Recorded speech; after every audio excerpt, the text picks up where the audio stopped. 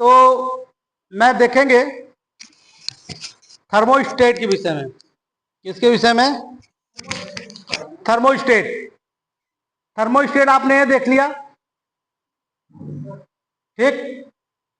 सबको दिख रहा है थर्मोस्टेट? मैंने आपको ड्राइंग के रूप में यहां बना दिया हूं, राइट? यहां पे देखो दो पिन है, इन और आउट। यहां पे इन और आउट। जो फेस इन होता है और फेस आउट होता है, लेकिन फेस इन कहां से होता है और फेस आउट होकर जाता कहां है, वो मैं आपको समझाऊंगा इलेक्ट्रिकल भागों में। ये है main power supply, main power supply. और यहां पे मेन पावर सप्लाई यहां हम देते हैं थर्मोस्टेट में, सिर्फ फेस जोड़ते हैं, फेस न्यूट्रल नहीं देना है। ये बात ध्यान देना, दो पिन का मतलब एक न्यूट्रल एक फेस नहीं। बहुत लोग असमंजस हो जाएंगे, बहुत लोग डाउट फील हो जाएंगे कि वहां दो पिन है तो एक न्यूट्रल एक फेस होगा।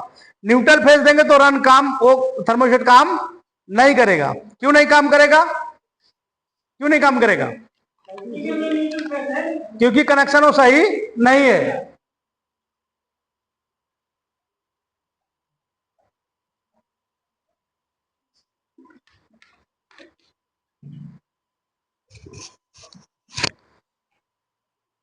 ये न्यूट्रल और फेस नहीं देना है, सिर्फ फेस देना है। क्या देना है? फेस। फेस यहां दे दिए और यहां से आउट हुआ फेस, और ये फेस यहां से आउट होके सीधा कहां आया? कॉमन पॉइंट में। कहां आया? कॉमन पॉइंट, जहां पे आपका OLP है। क्या है? OLP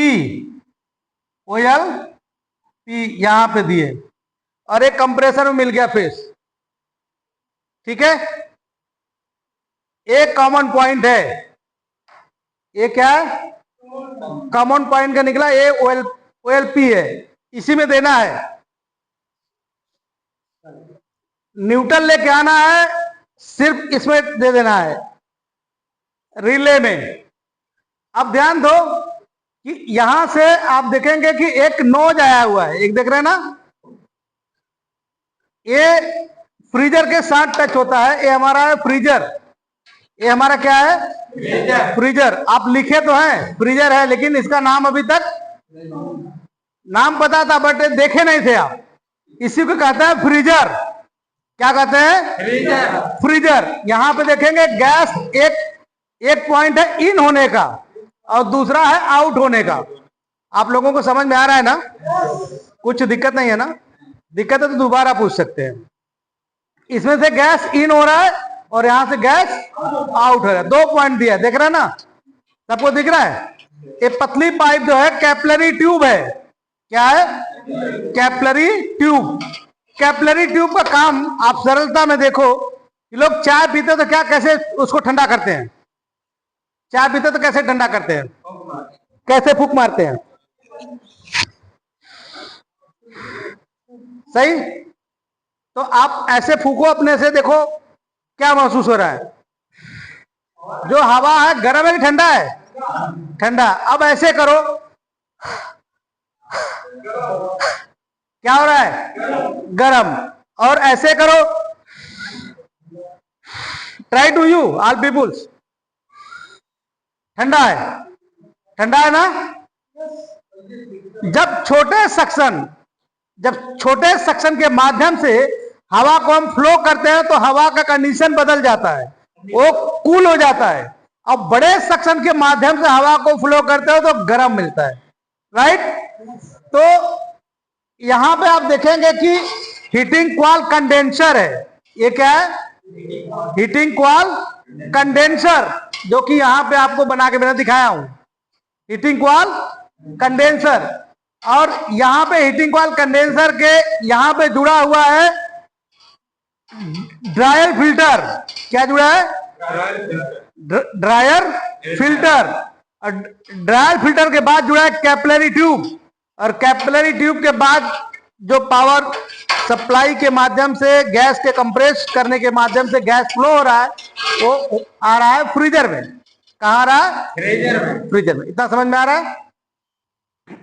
अब इसके विषय में मैं आपको बताना चाहता हूं कि ये इसके साथ टच होता है, ये टच होगा तभी काम करेगा थर्मोस्टेट। इसके साथ अगर टच नहीं होगा तो थर्मोस्टेट काम नहीं करेगा। अब जैसे कि आप फ्रिज में देखें कि आप कभी कभी देखेंगे आपके फ्रिज में बर्फ नहीं जम रहा है, तो आप क्या करते हैं कि नंबर 2, 3, 4 पॉइंट पे लगाते हैं, फिर देखते हैं बर्फ जम रहा है लेकिन कम जम रहा है, तो आप 6, 7 पॉइंट पे लगा देते हैं, तो बर्फ एकदम जम जाता है। क्या होता है? बर्फ जम जाता है। कभी कभी आप लगाते हैं, आप चाहते हैं कि हमारे फ्रिज में बर्फ ना जमे या नॉर्मल कूलिंग हो। कभी कभी साग सब्जी रखते हैं, बहुत अधिक कूल होने के बाद पानी बन जाता है, पानी बनने के बाद बर्फ बिल्ड होता है, सब्जियां सड़ जाती हैं, खराब हो जाती हैं, क्योंकि बर्फ जमेगा तो लाइन कट जाएगी, तो बर्फ मिल्ट होगा, अब मिल्ट होगा तो पानी बनेगा, पानी बन के वाष्प उड़ेगा, वाष्प उड़ने के माध्यम से सब्जी हमारी क्या हो जाएंगी? खराब हो जाएंगी। तो अब होता क्या है कि आप उसको चाहते हैं कि यहां पे आप थर्मोस्टेट पे देखेंगे, यहाँ पे 1 point, 2 point, 3 point, 4 point, 5 point, 6 point, 7 point ऐसा लिखा रहता ना, और 9 जैसे घुमाते हैं, जितना घुमाते हैं उतना टेम्परेचर होता है। आप घुमा दें 45 टेम्परेचर डिग्री का, या आप घुमा दिए आपको 10 डिग्री टेम्परेचर चाहिए, तो 10 डिग्री टेम्परेचर होने के बाद, ये कूल होने के बाद इसके गैस उबलने लगेंगे, जो सल्फर डाइऑक्साइड गैस इसमें भरा होता है, ये उबलने लगेगा। उबलने के माध्यम से इसके प्लंजर में से जो किट दे बोल के पावर सप्लाई को कट करेगा, और पावर सप्लाई कट करने के बाद जो आउटपुट दे रहा है एक कंप्रेसर पर नहीं आएगा, और कंप्रेसर पर नहीं आएगा तो कंप्रेसर बंद हो जाएगा, और जब कंप्रेसर बंद हो जाएगा तो कंप्रेस करना बंद हो जाएगा। जब कंप्रेस करना बंद होगा तो गैस आगे फ्लो होना बंद हो जाएगा। जब फ्लो होना गैस बंद हो जाए, कूलिंग प्रोसेस उसी पर बंद हो जाएगी। तो ये इसीलिए लगाया जाता है थर्मोस्टेट। तो थर्मोस्टेट का सिर्फ इतना काम है कि कूलिंग को कंट्रोल करना। आप जितना टेम्परेचर पे सेट करते हैं उतना टेम्परेचर पे सेट होने के बाद ऑटोमेटिक पावर सप्लाई को बंद करता है और कंप्रेसर हमारे बंद हो जाते हैं, राइट। कभी कभी आप देखेंगे कि लगातार अगर के ये आप नहीं लगाए हैं तो लगातार 24 आवर्स अगर कंप्रेसर चलते रहे तो कंप्रेसर मोटर है इसके अंदर, ओवर हीट होगा तो उसका OLP खराब हो जाएगा।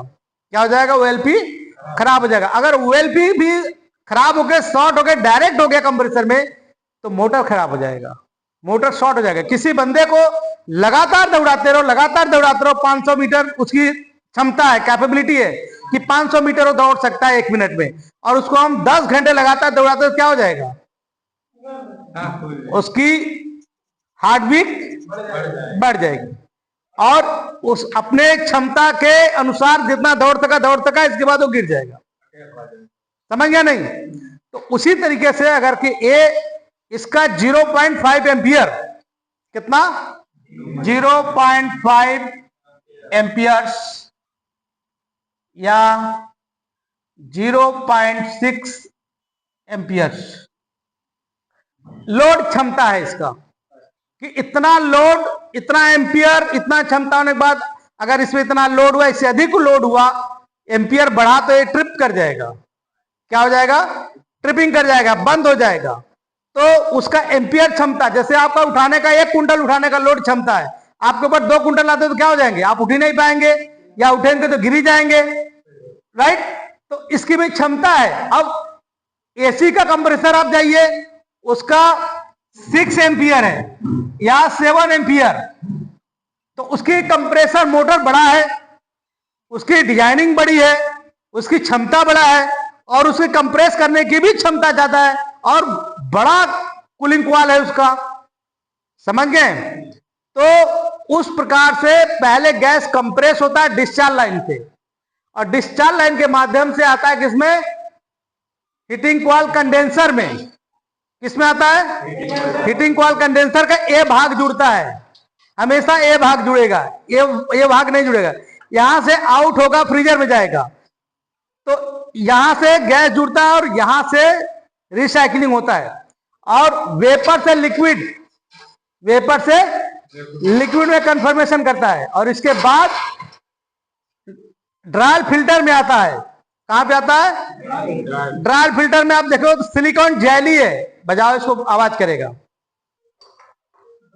किसी किसी का सादा है, तो सिलिकॉन जेली होता है जो वो मॉइस्चर नमी, क्या चीज, मॉइस्चर नमी को एब्जॉर्ब करता है। आप बरसात में देखते हैं, बरसात में मॉइस्चर, जो ठंडी हवा आती है, हवा के साथ पानी भी मिक्स होता है, और पानी मिक्स होने के साथ तो जब गर्म होता है तो बूंदे पानी छींटा बनते हैं।